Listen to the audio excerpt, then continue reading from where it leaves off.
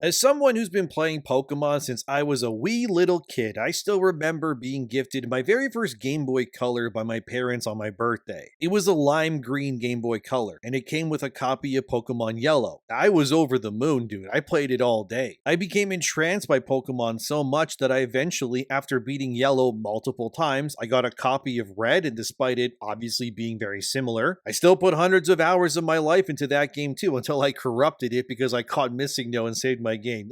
Good times. But anyways, then I played Silver, which was the next one. That blew my mind. It was safe to say, okay, that I was a Pokemon fan for life. I bought every Nintendo handheld thereafter as they came out for one single reason, which was to play Pokemon. And I've done that pretty much until Violet and Scarlet, which personally ruined the series for me because of just how lazy it was. I never played Legend Arceus, so if I explain anything in this review as a mechanic that maybe existed first in Legends Arceus, I do apologize in advance because I simply just have no idea. I took years off Pokemon since Violet. But my comments told me in my previous Pokemon video that they wanted me to review Legend ZA or ZA. I'm gonna call it ZA, who cares, whatever. So I said fine. I already reviewed other games for the channel like Veilguard, Forspoken, Assassin's Creed Shadows, and more, so I guess I'll do it again. So I got Legend ZA, I played it, I'm about halfway through it, and I am genuinely convinced that Nintendo and Game Freak simply do not care enough about this franchise nor its players to really evolve this series in any sort of meaningful way. Sadly, I have no footage of my own gameplay here because my capture card decided to die, so here's a quick little video from my phone that you can see on screen here of my Legend ZA team. I chose T-Pig or Tepig as my starter, however you say it. I'm in my mid-40s, level 50-ish right now with my own team. I'm on mission 17 or 16, I forgot, of about 30 main missions, which have all been, frankly, very underwhelming too. So I will use footage from YouTube channel Gamer's Little Playground and Nintendo trailers in this video, because again, my capture card decided today was the day it was gonna stop working. Great timing. Thanks, Elgato. I love it. Anyway, from the very beginning of Legend ZA, I was already in awe of how poor the graphics looked for a current-gen Nintendo game. Obviously, Nintendo has never been known for having the most cutting-edge graphics. I know that. They instead rely heavily on art styles. Look at Mario, Zelda, or the Fire Emblem games. I have no problem with the Nintendo games not looking like Battlefield 6, I get it, but the quality of the sprites, and especially that of Legend ZA's world, it was baffling to me. The world just looked flat. There was barely any detail. Everything looked like it was made more so by like a student as a project for something like their semester than real game designers making a video game meant to be bought. I know the Switch and Switch 2 can handle more than this, since games like Astral Chain, which I also played years ago, or the Xenoblade series, which I've also played, and games like Doom and more, for example, can also run on these systems today. So it was honestly baffling to just see how low res and devoid of detail the actual world just was. Thankfully, the best part of this game, before I get back into the negatives, which is a lot, was the combat and the Pokemon themselves. The actual Pokemon are detailed. They look distinct, and personally, I found that Game Freak was actually able to give each of these Pokemon their own personality and flair and animations as they moved about and fought in battle and followed you around.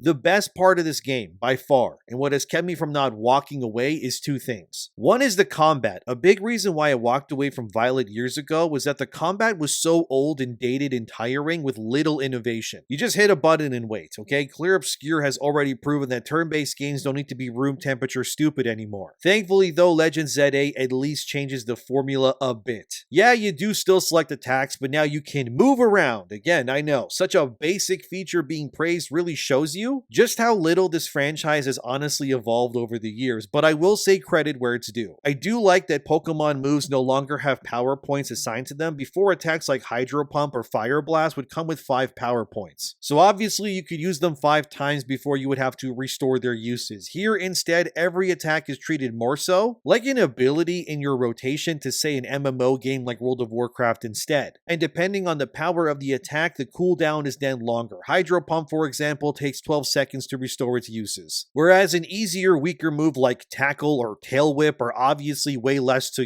get back than that. I have no idea how this system would really work properly in, say, player PvP battles or something like that, but in terms of a single player casual experience, I think this system works better more often than it doesn't. Sure, no, it isn't perfect. You can get your Pokemon stuck behind geometry in the levels and more. And for example, if your Pokemon is really big, like say a Gyarados, most times if you use, say, Water Gun, for example, Gyarados is so big that it'll just shoot its attack over the enemy, missing it entirely most of the time, unless you back up the actual Pokemon and then use it then. Like I said, stuff like this is probably going to make multiplayer battles a nightmare if stuff like this gets in the way a lot, but that being said, I wasn't actually against it from a single player perspective, which is key here. Because let's be real, most people who play these games are probably like me. They just play the story, they catch some stuff, they have their fun, and then they just move on. And I think for the casual crowd and people wanting the gameplay to not be so monotonous like previous games, this does work better. It also helps too, and this is the second point, that animations from attacks are also far better too. Credit where it's due, seeing your Pokemon shoot like a flamethrower out, or having them morph into a rock ball as they use rollout, or summoning lightning from the sky for Thunderbolt, it's honestly cool to see every single time. The entire level up system in combat here is also streamlined that personally I would never want to see the old Pokemon battle system ever really return ever again, if I'm being honest. Maybe what Game Freak could do is limit multiplayer battles to the traditional way that you would play Pokemon in the past. But if they limit the actual single player game again to how it used to be, no thanks, I'm out, because this was much more fun and easier to digest for me these days. Another thing I did like, and I will say also credit where it's due, and I forget if this was maybe available in Violet or not, I honestly don't remember, but now Pokemon learn their moves, and then you can click your Pokemon, go to check moves, and then change their moves to anything else in their skill set on the fly. This was an amazing addition, I gotta say, because it allowed me to tailor my Pokemon based on the fights that I was anticipating. If I knew I was going to face a bunch of Rock-type Pokemon, and I wanted to use my Emboar in the battle, I could just swap out his attacks to more Fighting-type moves over that of Fire. And then when I'm done, I can swap back to Fire or whichever other move I wanted. I also like that evolution was something that I triggered when I wanted it to from the menu now as well. If this feature wasn't Violet or Arceus, honestly, I just don't remember. I'm sorry, I erased a lot of Violet from my head over the years due to how bad it was, but I even tried to remember the name of the starter Pokemon in Violet and Scarlet. I genuinely can't do it. I can't even remember the name of the fire starter's final form, like the fire crocodile that I chose when I played that game. Like, God, that game was so forgettable, man. Anyways, besides the combat and animations genuinely just being much better than before, I will say I do also like the feel of the game, as in it being in a fully 3D environment and being able to run around controlling the camera and being able to climb on rooftops and collect items. I know, the bar is so low with these games, I know. But honestly, besides that, you have like the wild zones. Those were hit or miss, honestly. They're just these big, sometimes even small green gated zones where only certain groups of Pokemon exist within them. You run in and then you see Pokemon everywhere and you just start throwing balls like crazy. You can knock out Pokemon, which also gives you a one-time ball bonus to catch them with like a higher catch rate, I guess. But then if you fail that, the Pokemon faints and it's over forever. There's also alpha Pokemon, which are just lazy, bigger versions of like regular Pokemon found in these same zones. But they just have like cheap red eyes, I guess. Yeah, we're getting into the negative stuff now, guys. But these alphas, they just feel like lazy attempts at, I guess, difficulty. They take a lot more hits to take down. They do a lot more damage. And if you catch them, they're just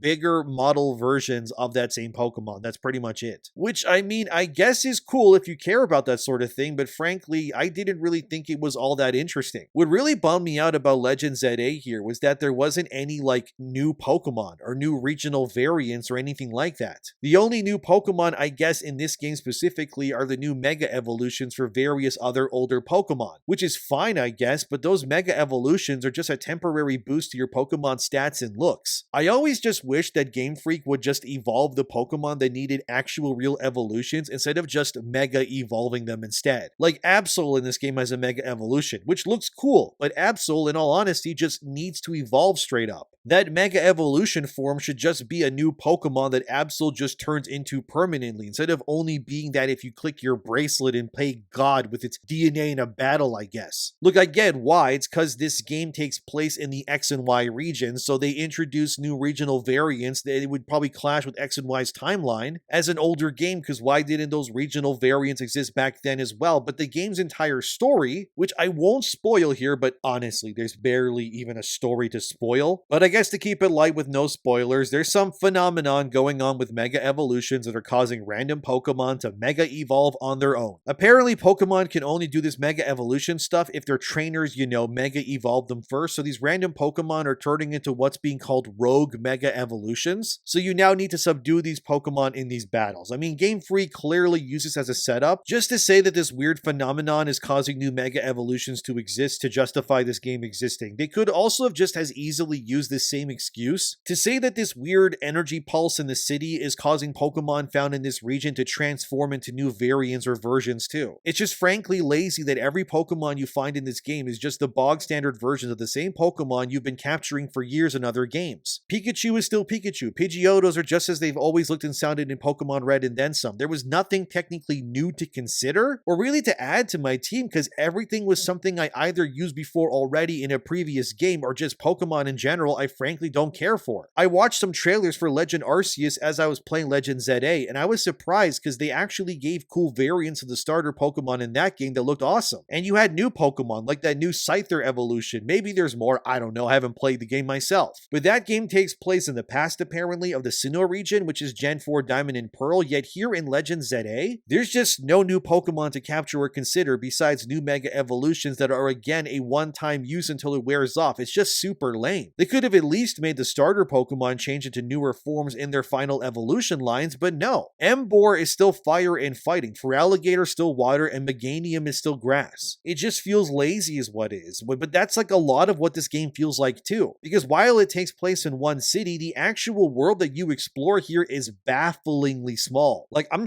not going to sugarcoat it for you. Lumio City is not big whatsoever, and unfortunately, it's just covered in busywork slop. Like, use your Pokemon attacks to break Mega Shards on walls to gain incremental small amounts of shards so that you can go out and buy new Mega Evolution Stones. Okay, I guess, but the process of just cleaning up this Mega Shard stuff is frankly boring. You're just spamming attacks over and over, as the same sound effects just shoot up your game over and over again. It gets kind of annoying, honestly. They also added these convenient energy ladder ramp things that can teleport you to the rooftops of buildings like your Delson in Infamous Second Son or something, which are great additions because they remove the boring tedium of just climbing a boring ladder, but these ladders also still exist in the game anyways. Why Game Freak didn't just replace all the ladders with these energy ramps that are clearly much better, I have no idea. They also have these jungle gym courses where you climb and run around to do platforming, which isn't exactly the best either, to then get these corkscrews so that you can buy these plushies from this weird streamer cult for this one girl that people praise in the game named Kanari. These plushies do give you good benefits though, like increasing the experience gained overall, increasing how much damage you as a trainer can take from Pokemon and more things. But the actual platforming just kind of sucks. All you can do is run around, climb the ladders, dodge off points with the Y button because you can't jump in this game, and you eventually gain a somewhat double jump about halfway through the game by tapping A and then having your Rotom phone just carry you a small distance. Besides that, unless I'm missing something, there's nothing here. You can't ride a bike as far as I can tell. There's no roller skates. You can't ride a Pokemon. Despite that being in Legend Arceus and Violet and Scarlet already too, I think the reason why you can't ride or move faster is pretty simple. Because the actual game world is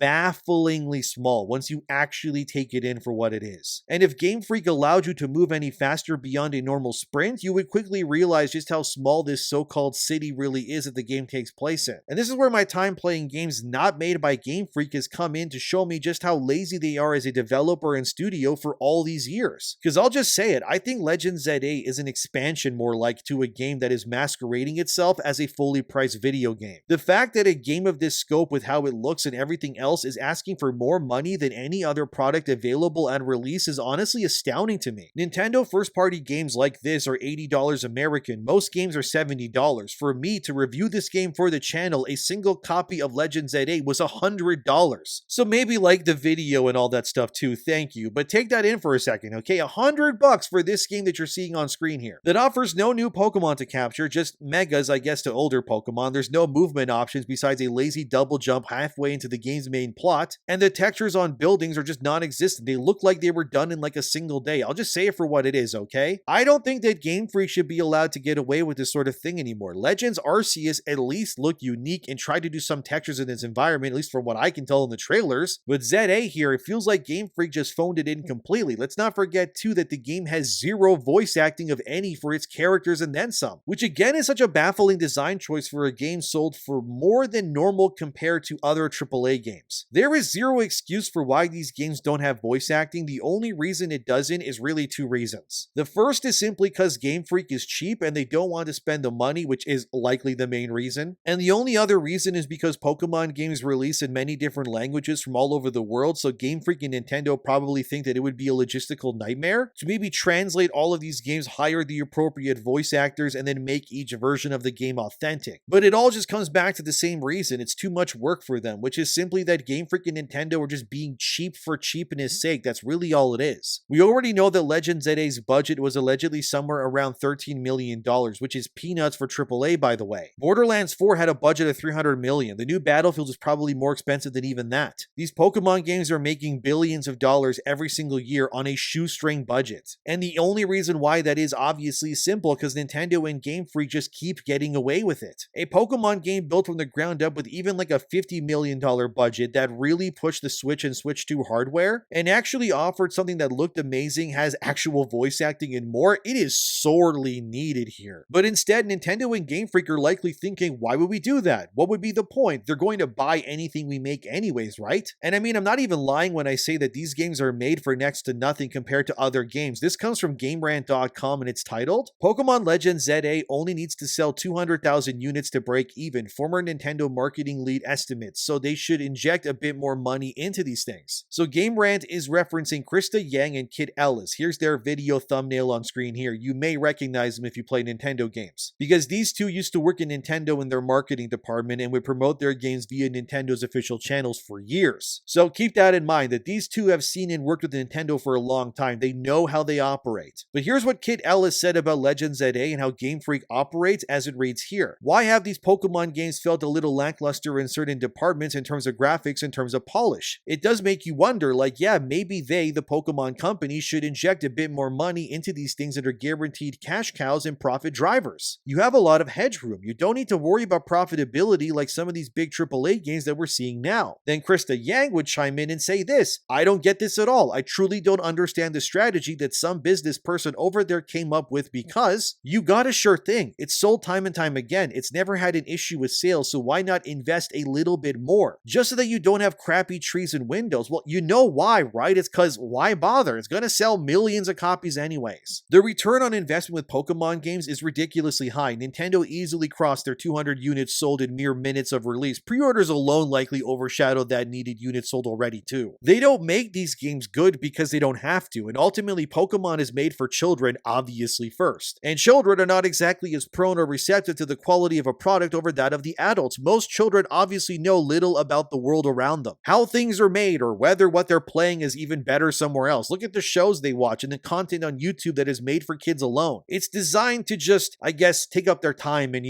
distract them, to entice them, to make mommy and daddy shell out some money to buy them the latest thing that they also recognize. Oh, it has Pikachu. I know what that is, because Pikachu is a Pokemon. Boom, they ask for their parents and then they get the thing and they play it. The problem is that a large portion of Nintendo's Pokemon audience these days are also older people who can see the difference and the problems, the players who grew up with this series since day one, like yours truly. It's us that want change, but the children are still buying it in droves, as are, let's be real, the adults too. Clearly, they're buying it too. I mean, I'm reviewing the game for God's sake. But apparently the Legend games are meant to be more so meant for the experienced players of Pokemon and not be catered specifically to just the children demographic. The mainline series, however, is apparently meant for the kids, so it's baffling that if this was the design goal in mind, then why is Pokemon Legends ZA still offering an experience that is clearly nowhere near enough to satisfy the crowd that it was intended for in the first place? I've been saying this for years, that Pokemon needs side quests. Okay, Legends ZA has side quests, but are they good? Of course they're not. The majority of the side quests in this game are just you talking to someone. They say they want to battle you, so you do, and then the quest is over. That's not a quest, that's a Pokemon trainer battle. Or there's other side quests where it's just some random NPC saying, oh, I like this Pokemon. Can you go out there and find that Pokemon and then bring it and show it to me? And then you go and do that and they go, wow, I like that Pokemon a lot. Okay, thanks, bye-bye. Here's some money and items, I guess. That's not a side quest. That's a fetch quest. There's no real side quest so far that I'm aware of that actually challenges you or compels you to grow closer with the world in any real way. Maybe the only one that I can think of that actually did that, I had to catch these little like Pokemon guys in like a museum. That was the only one, I think. And the only other side quest I maybe enjoyed was really early on, where some NPC says that they saw a shiny Mareep Mareep nearby. So you go there and yeah, it's shiny. So you catch it. And I guess now you have a shiny Mareep. I mean, the quest kind of sucks because it's just you going up a ladder nearby, walking like 10 feet over from where you started. But at least the reward was like a shiny Pokemon, I guess. But none of these quests actually challenge you or really expand the world in any meaningful way besides maybe the one in the museum. So some may say it's not fair to compare Pokemon to say The Witcher 3 or some other AAA game, but no, it actually is fair. Because Pokemon Legends ZA first off costs more money to buy than those games. If they want to market their game as some big, this is a premium product from this company, then the content within it better be premium too, because nothing in Legends ZA can even match The Witcher 3 in storytelling or anything. Hell, even graphically, The Witcher 3, which is 10 years old at this point, looks light years ahead of Legends ZA. I don't care if people say it's not a fair comparison. Nintendo is charging a premium price here regardless. This Legend game costs more than Battlefield 6 at launch. It's not right that something that looks and runs and does what it's doing is right to ask this amount of money for it. I would be totally fine with Pokemon being what it is if the price reflected that. You see, back in the day, even though games like Diamond and Pearl and Black and White had limitations, in terms of graphics and no voice acting like they say other games of its time, it was okay because those games were not sold at premium prices. When I was in high school, a Nintendo DS game was like $40 Canadian. Actual video games on PS3 or Xbox 360, those range from $60 to $65 at the time. Pokemon was cheaper to buy in its gameplay, its graphics, and more. It reflected that price point, but you didn't feel cheapened because it didn't break the bank. Now Pokemon games in Canada, for example, they cost double that price plus another $20 on top, and that's before taxes. It's just not right, man. Nintendo frankly can't keep getting away with this, and I know the irony here that I bought a copy myself here to play it, but listen, if I wasn't doing YouTube or covering games for a living, I too would not have bought any of this stuff to play this game myself. The only reason I'm playing Legends ZA is because of the channel, and once I beat it, I'm probably just going to go back to my PS5 because good lord, does it feel like I moved back in time and not in a good way by playing something like this. Like I said before, the plot is pointlessly boring, dude. You're a part of this group of like kids who live in a hotel that are trying to rise in the ranks of this battle royale thing to get a wish granted, I guess. The game starts you at rank Z and it goes up to rank A. Yeah, that's why it's called that, the more you know, I guess. But you don't even get the full alphabet of ranks to even max out yourself. The game jumps midway from the lower letters to rank F randomly so that you lose out on multiple ranks to level yourself because I guess Game Freak realized that the whole way you do this is boring already. And the way you level up these ranks is also slop too. Basically, there's no trainers outside in the daytime to fight. Maybe there is, I don't know, I've never seen them. Anyways, at nighttime, one section of the city randomly becomes a battle zone. This is marked with red gates, so you enter the zone and there's little cards everywhere. These cards have challenges like knock out a Pokemon without them seeing you or use fire moves against enemies weak to fire 3 times, stuff like that. Anyway, you do these challenges while fighting trainers in these zones and then it multiplies your earnings. You have to then reach a certain threshold number to unlock the ticket needed to then challenge the next main trainer you have to face to up your rank again. These trainer fights are, I guess, meant to be gym leaders, but most of them don't really feel like it either. They're mostly just generic normal battles most of the time. One of the only times a rank up felt more in depth was when you had to face this streamer chick named Kanari that I mentioned before. But the process of getting to face her was boring as hell too. You had to answer like true or false questions that she gives you, then you run to a cafe to buy a cake, which you don't even get to choose really, they just tell you what cake to buy right away. Then you have to run all the way back to where she was originally, which is like halfway across the city, and then deliver that cake. Then you fight some weird otaku old guy, then you face Kanari's grandpa, then you fight her, which is easy because she's weak as hell like everyone else in this game, and then you just upgrade your rank. And that's pretty much the most in-depth rank up so far. Everything else is just collect points, get ticket, meet person, fight, win rank up, repeat, that's it. And that's the whole game pretty much. Not much really changes. You either fight at night against really weak trainers to face an equally weak trainer to rank yourself up. Besides that, you run into wild zones, I guess, to grind or catch Pokemon you don't have, and there's a story that you follow which usually just makes you do the exact things that I already explained that you do already, or as you fighting against rogue Mega Evolution Pokemon that, and laughably, like, this is ridiculous, but every single one of these rogue Mega fights is considered also to be its own main mission. Like I said, the main plot is 30 missions, right? About 6 of those missions so far, actually more like 7, I think, are just you running up to a Pokemon with weird light coming out of it, you fight its Mega form, you beat it, and that's it, the mission's over. None of these missions feel in depth, none of them feel interesting, it's just the same thing over and over as you read all the dialogue, because again, there's zero voice acting. Then you have the actual new characters that are all forgettable too. There's Tawny, she's like the blonde girl that you meet at the beginning, she's fine I guess for what it is, nothing remarkable though. There's Lida, or Lida, I don't know, whatever. She's this Asian chick I guess, who's like a dancer, and she kind of just exists. And then the most annoying character is Naveen, the young kid who sims for the Kanari streamer girl, and he treats everyone around him like they're either below him or he wants nothing to do with them. Naveen so far is easily the most annoying character in the game because he just comes off as condescending and mean for frankly frankly no reason. And his plot or like backstory, I guess, is like he was kicked out by his grandma or something as a kid because he wanted to pursue making clothes or something. I'm honestly already forgetting the motivations of these characters, and I just played the game. Like, it's so basic. There's just nothing to chew on. Nothing feels real. The most interesting character is Az, the really old tall guy from X and Y with his floette. And actually, the only characters I find interesting are just characters from the previous games that show up in this game instead, because it just reminds me of much better games than what I'm playing like right now, pretty much, besides the battle system, I guess.